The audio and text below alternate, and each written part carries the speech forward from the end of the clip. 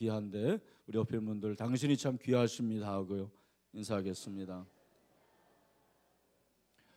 네, 오늘은 침 삼킬 동안도 놓지 아니하시는 하나님이라는 제목으로 하나님의 말씀을 같이 살펴보겠습니다. 여러분, 지난 한 주간도 하나님의 은혜 가운데 사셨죠? 네, 하나님이 우리를 보호하셨죠? 네, 저도 하나님께서 보호하셔서 이 자리에 있습니다. 세상 사람들은 자기를 보호하는 것이 세콤이라고 하고, 또 자기를 보호하는 것이 무슨 큰 힘을 가진 사람이라고 그렇게 얘기를 하죠. 또 돈이 나를 보호하고 엄청난 권력이 나를 보호한다고 그렇게 얘기를 합니다. 그러나 저와 여러분, 하나님이 우리를 보호해 주시는 줄로 믿습니다. 하나님이 보호하십니다. 하나님이 우리를 어떻게 보호하신다고 했습니까? 성경을 보니까 하나님이 우리를 보호하시는데 생명싸개로 보호하신다 그렇게 말씀을 하셨습니다. 사무엘상 25장 29절에 보니까 사람이 일어나서 내 주를 쫓아 내 주의 생명을 찾을지라도 내 주의 생명은 내 주의 하나님 여호와와 함께 생명사계 속에 쌓였을 것이요. 마치 엄마가 갓 태어난 아이를 그렇게 포대기, 여러분 포대기 아세요? 그 포대기로 이렇게 아니면 이불사계로 꼭 이렇게 보호하는 것처럼 그렇게 하나님께서 저와 여러분을 보호하신다고 말씀을 하십니다. 또 목자가 양처럼 보호하신다고 말씀을 합니다. 시편 23편 4절에 보니까 우리 다 같이 한번 읽죠. 시작. 내가 사망의 음침한 골짜기로 다닐지라도 해를 두려워하지 않을 것은 주께서 나와 함께 하심이라. 주의 지팡이와 막대기가 나를 안위하시나이다. 아멘. 여러분, 목자가 양을 보호하는 것처럼 하나님께서 저와 여러분을 보호해 주십니다. 또 신명기 32장 10절에 보니까 눈동자처럼 보호하신다 그렇게 말씀을 했어요. 여호와께서 그를 황무지에서 짐승이 부르짖는 광야에서 만나시고 호위하시며 보호하시며 자기의 눈동자같이 지키셨도다. 아멘. 뭐처럼요? 눈동자. 여러분, 이게 감동이 되세요? 이 감동이 안 되시는 분들은 옆에 있는 분을 한번 보시고 눈을 한번 보세요. 그리고 파리처럼 한번 이렇게 해보시길 바랍니다. 한번 해보세요. 그럼 한 분도 안 하시네. 자, 한번 날려보세요. 이렇게 쫙 하면은 어떻게 됩니까?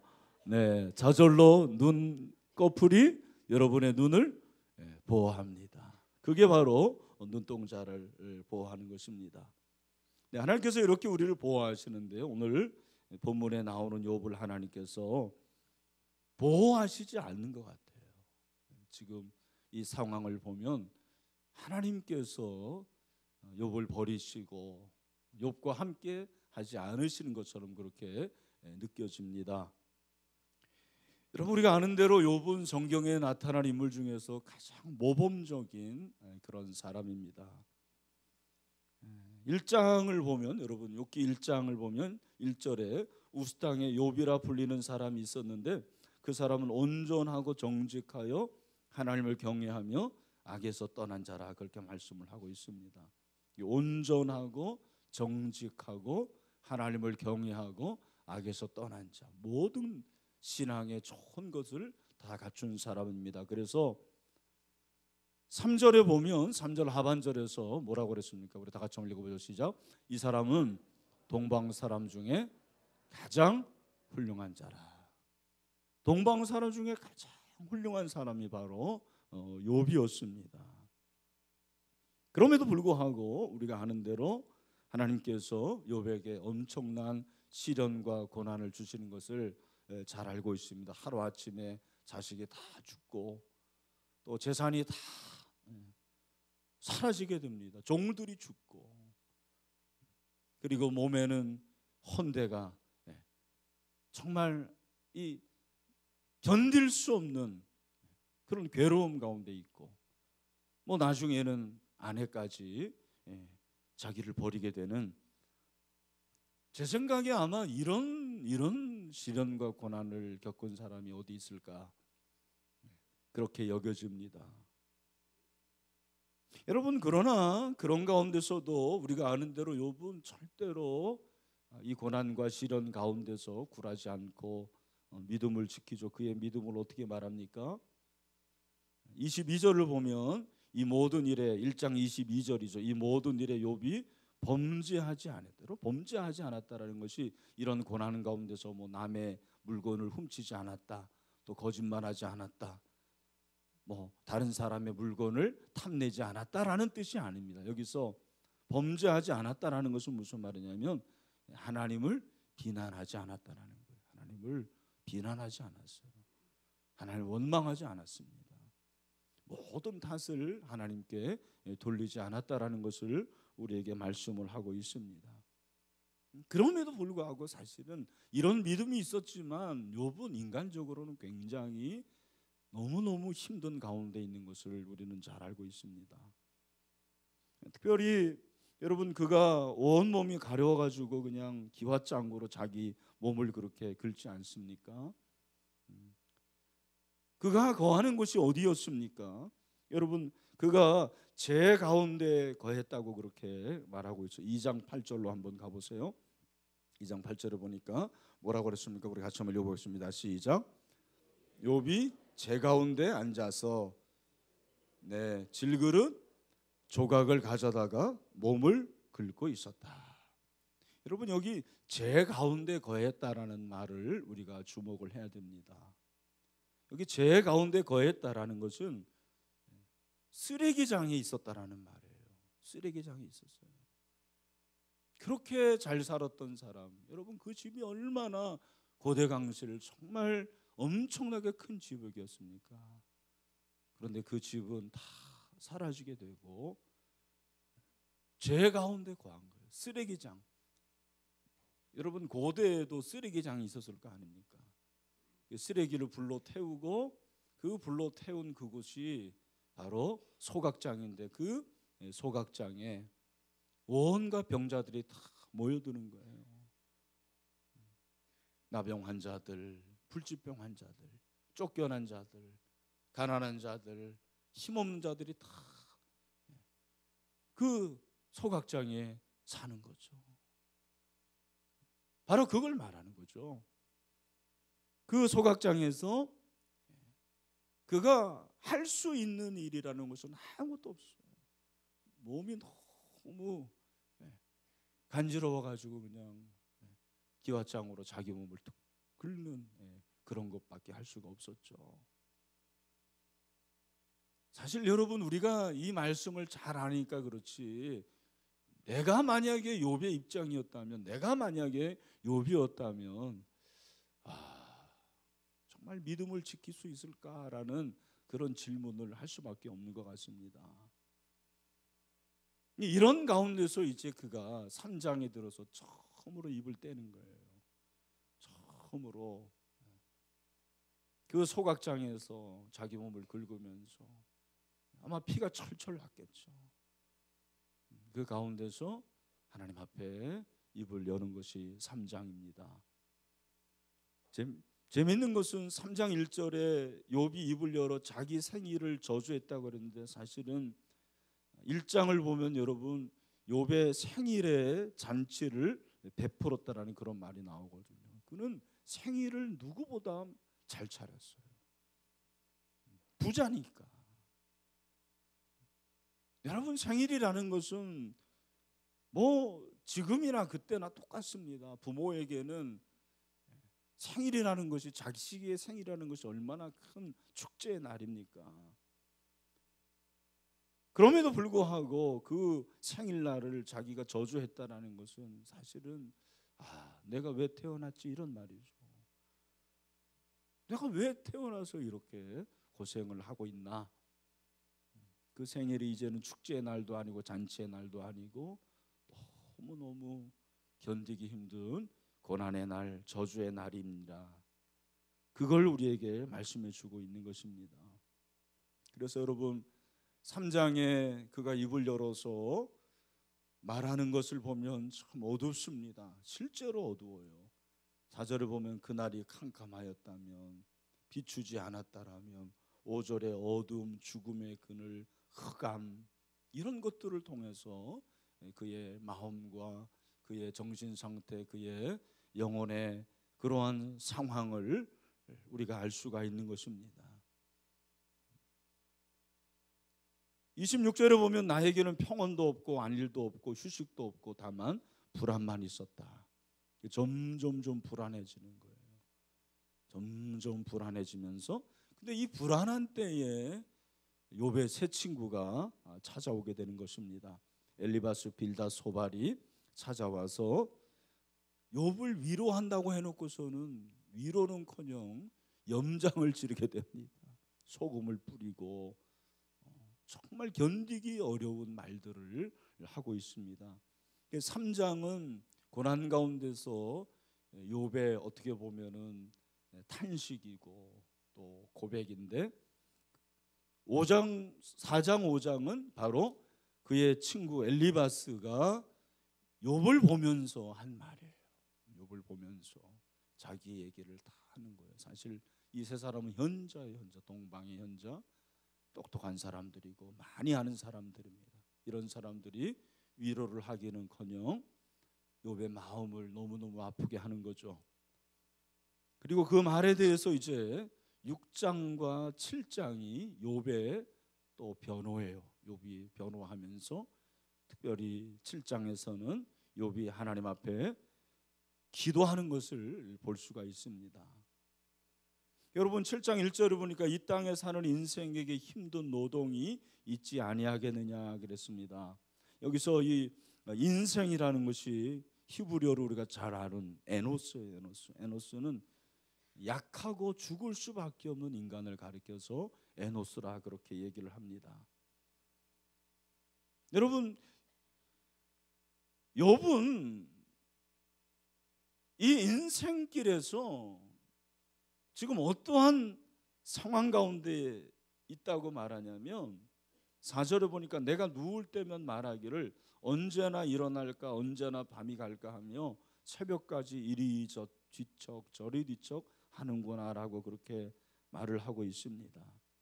아마 여러분 중에 이런 분들이 있을 거예요. 고통 중에 잠이 안 와서 이리 뒤척 저리 뒤척하고 전전긍긍하고 도저히 어찌할 수 없는 그런 상황 가운데 있는 분들이 아마 있을 것입니다. 이런 경험을 다 한두 번 해봤을 것입니다. 그래서 5절에 보니까 내 살에는 구더기와 흙덩이가 의복처럼 입혀졌다고 그랬어요. 실제로 그랬는지는 모르겠지만 이게 진짜인지 아닌지는 모르겠어요. 이게 무슨 비유적인 표현인지는 모르겠지만 구덩이가 자기 살을 파먹는 거죠. 그래서 그 살이 흙덩이가 됐어요. 흙덩이처럼 그렇게 단단해졌다라는 것을 우리에게 말씀을 하고 있습니다. 딱딱해졌어요. 그러니까 점점 좀 죽어가는 거죠. 죽어가는 것을 의미한다고 생각을 합니다. 6절에 나의 날은 배틀의 북보다 빠르니 점점 좀 죽어가고 있는 거예요. 죽음을 향해서 빠르게 지금 가고 있다라는 것을 우리에게 말을 해주는 거죠.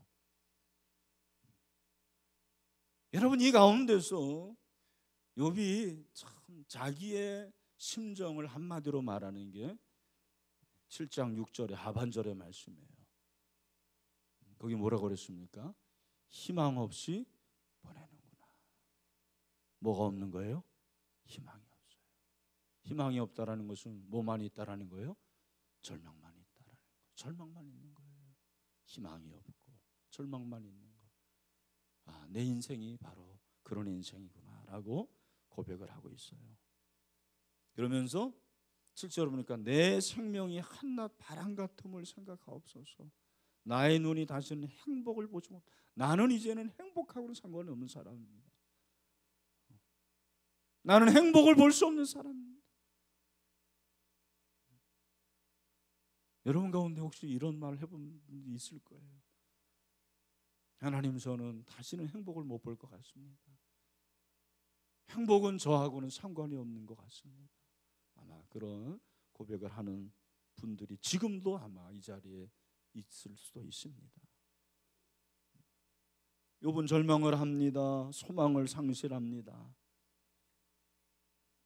그래서 나중에 보면 욥이 말하기를 오늘도 내게 반항하는 마음과 근심이 있나니 내가 받는 재앙이 탄식보다 무겁다고 그렇게 23장 2절에서 얘기를 했어요. 우리는 욥의 모습을 보면서 한 가지 질문을 할 수가 있습니다. 어떤 질문입니까? 아니, 욥이 원망하지 않았다고 그랬는데, 욥이 믿음을 지켰다고 그랬는데, 왜 욥은 이렇게 절망을 하지? 왜 욥은 자기가 소망이 없다고 말을 하지? 이런 질문을 해볼 수가 있다고 생각을 합니다. 여러분, 성경이 왜 욥의 이러한 말을 그대로 우리에게 적고 있습니까?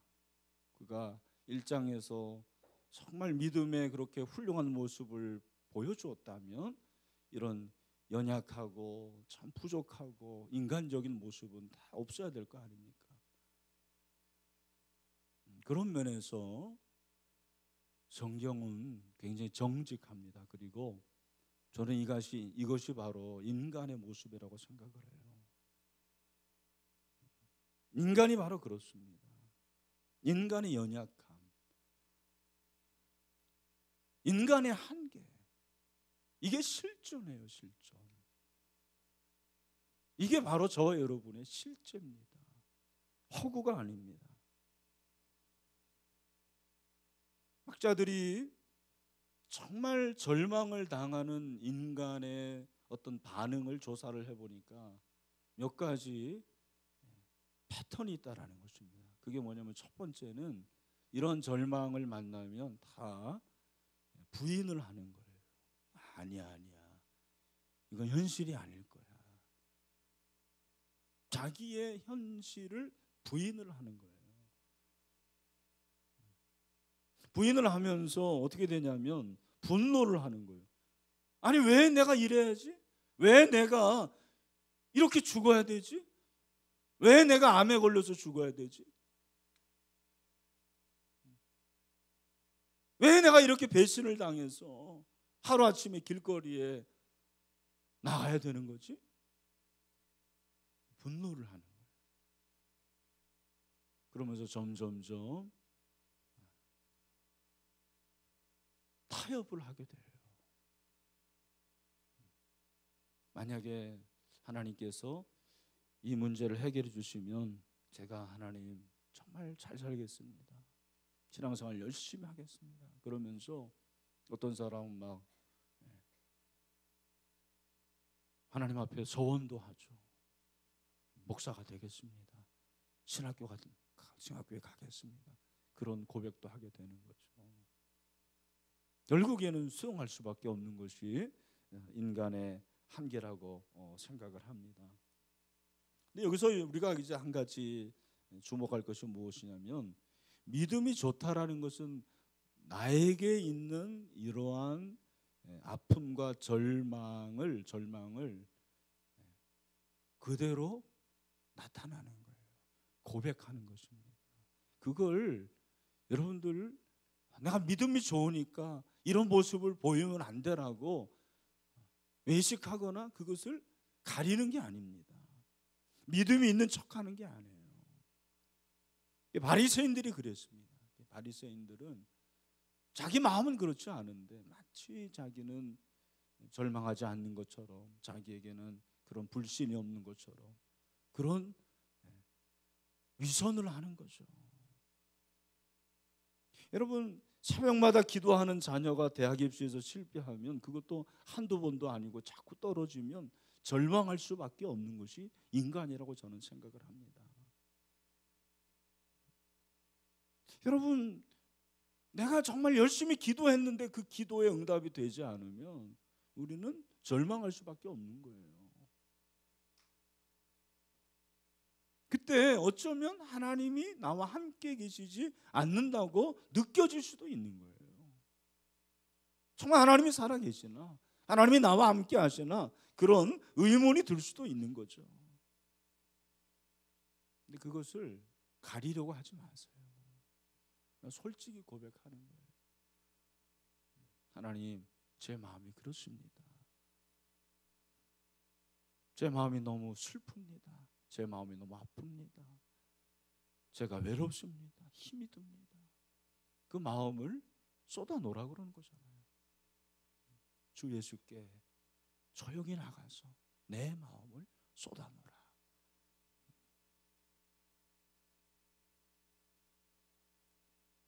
오늘 사랑하는 성도 여러분, 여러분 가운데서 혹시 욥처럼 이렇게 절망 가운데 있는 그런 분들이 있는지 모르겠어요. 우리 젊은이들 중에서는 시험을 뭐 몇 번 치러도 안 되는 거예요.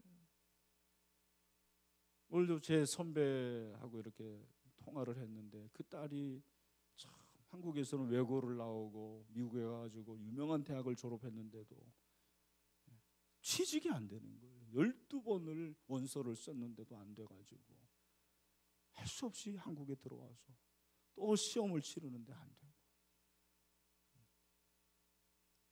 2달 동안 너무 아팠다고 그러더라고요, 그 딸이. 그러면서 기도를 해달라고 그러는 거예요. 우리 젊은이들 중에 그런 사람들이 참 많아요. 질병으로 고통당하는 사람들은 푹 있습니다. 인간이 보니까 걸어다니는 병원이더라고요. 보니까 70이 넘으면은요, 그게 인간이에요. 내 마음대로 안 되고 내 뜻대로 되지 않는 것이 사실입니다. 근데 여러분, 성경이 만약에 여기에서 끝난다면 그건 글쎄요, 세상과 구별된 것이 뭐가 있겠습니까?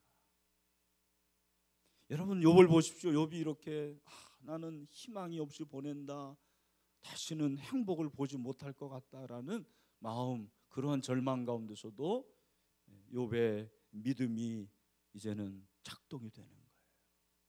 어떻게 작동이 됩니까? 저는 오늘 이 6장을 보면서 특별히 6장 8절, 9절, 10절을 보면서 참 새 힘을 얻게 됩니다. 우리 6장 8절, 9절, 10절을 다 같이 한번 읽어보죠. 시작. 나의 간구를 누가 들어줄 것이며 나의 소원을 하나님이 허락하시랴. 이는 곧 나를 멸하시기를 기뻐하사 하나님이 그의 손을 들어 나를 끊어버리실 것이라. 그러할지라도 내가 오히려 위로를 받고 그칠 줄 모르는 고통 가운데서도 기뻐하는 것은 내가 거룩하신 이의 말씀을 거역하지 아니하였음이라. 아멘.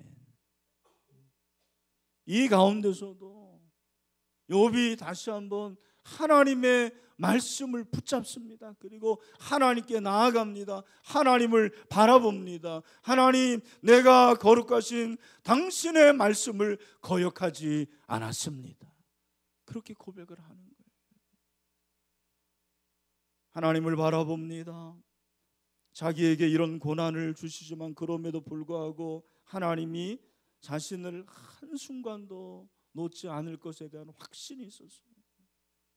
그러면서 7장에 들어서 자신의 고백을 그렇게 하면서도 또 한편으로는 괴로움이 마음에 다시 한번 불릴 듯 일어나는 거예요. 참 여러분, 이 긴장과 이 갈등을 우리가 볼 수 있어야 돼요. 6장에서 이런 믿음의 고백을 했음에도 불구하고 7장에 들어서면 다시 11절을 보니까 내가 내 입을 금하지 아니하고 내 영혼의 아픔 때문에 말하며 내 마음의 괴로움 때문에 불평하리이다. 또 마음에 불평이 생기는 거예요. 그러면서 12절에 내가 바다니까 바다 괴물이니까 하나님, 나는 도대체 나는 누굽니까? 내가 어떤 사람입니까? 라고 그렇게 하나님 앞에 하소연하는 거예요. 근데 그 하소연하는 가운데서 그의 마음 중심에 무엇이 있습니까? 오늘 19절 말씀을 보십시오. 주께서 내게서 눈을 돌이키지 아니하시며 내가 침을 삼킬 동안도 나를 놓지 아니하시기를 어느 때까지 하시리까? 놀라운 고백을 하고 있어요. 하나님, 내가 이런 가운데서도 하나님은 내가 침을 삼킬 그 동안도 나를 놓지 않으시네요. 여러분, 우리가 침을 얼마 만에 삼키죠? 침을 삼키는 그 타임이 얼마나 됩니까? 우리는 인식을 못해요. 여러분, 여기서 침을 삼킬 동안도 하나님이 나를 놓지 않는다는 것은 무슨 말입니까? 하나님이 한순간도 나를 놓지 않는다라는 말이죠. 한순간도 나를 놓지 아니하시고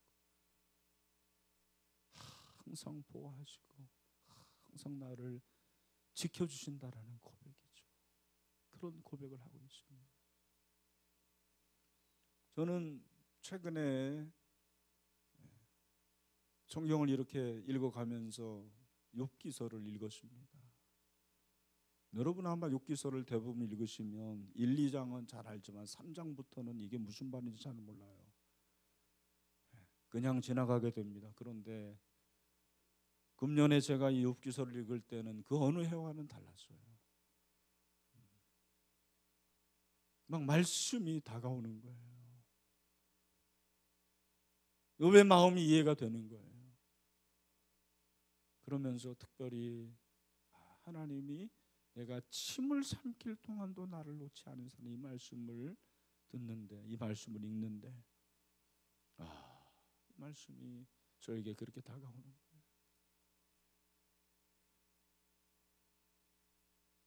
욥은 이런 은혜를 경험했어요. 오늘 사랑하는 성도 여러분, 하나님께서 여러분이 침을 삼킬 동안도 놓지 않음을 꼭 기억하세요. 하나님은 당신을 놓지 않으십니다. 하나님은 당신을 항상 보호하십니다. 지켜주십니다.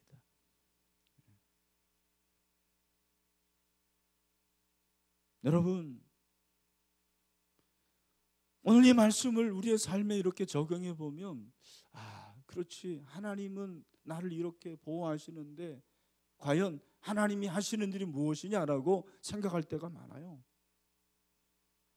그렇지 않다라는 것입니다. 오늘 저는 비록 이 본문에는 드러나지 않지만 욥을 보는 하나님이 이렇게 생각이 드는 거예요.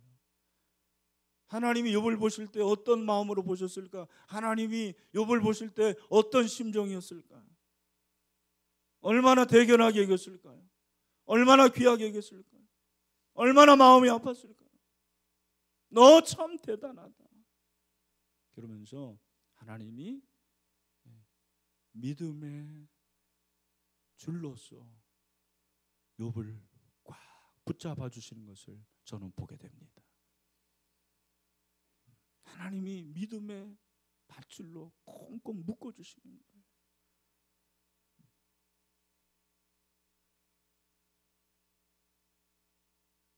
유행가 중에 사랑의 밧줄로 꽁꽁 묶으라는 노래가 있습니다. 나는 몰랐는데 우리 지민이가 가르쳐줬어요. 우리 지민이가 생각보다 복고풍입니다. 제가.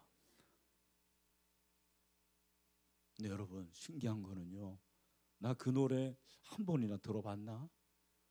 근데 여러분, 제가 지난번에 부흥회 갔는데 그 교회에 그 노래를 부른 김영임 씨가 앉아 있더라고요.